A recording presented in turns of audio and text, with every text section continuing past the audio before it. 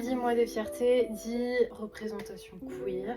Du coup, on va commencer par les nouveautés. J'ai 2 recommandations à faire. Love Bullet, Supernatural, des jeunes filles qui se transforment en Cupidon. Très intéressant, très sympathique, ça change beaucoup. Chez Akata, il y a Constellation Cruelle que j'ai adoré, à ma plus grande surprise.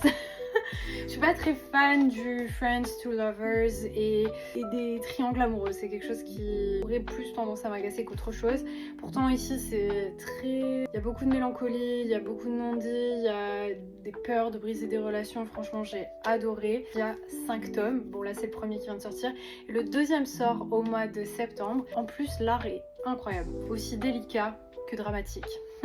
Sur un coup de tête, j'ai acheté Mariée à ma meilleure amie. Pour les personnes qui aiment quelque chose de cosy, un peu slow burn, très doux, très chill, finalement cosy domestique, parce que je suis 2 jeunes femmes qui ont 25 ans et qui décident de se marier, qui sont meilleures amies. Burn, qui va passer du Friends to Lovers. Personnellement, j'ai un peu du mal à me mettre dans l'histoire, mais je me dis que pour d'autres personnes ça peut plaire, c'est vachement sympa. C'est une série qui est terminée et qui est entre 4 tomes. Entre nos mains, c'est une trilogie qui est déjà terminée.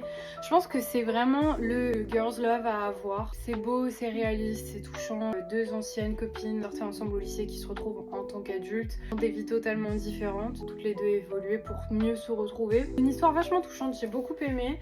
J'aime bien aussi le style de la mangaka qui est très particulier finalement. On ne le présente plus chez Mangetsu, She Wasn't a Guy, le Yuri Vert, un des rares mangas pour lesquels j'ai acheté du merch. Obsédée par ce manga, je lis tous les épisodes, c'est très sympa, touche rock, funky qui est super cool.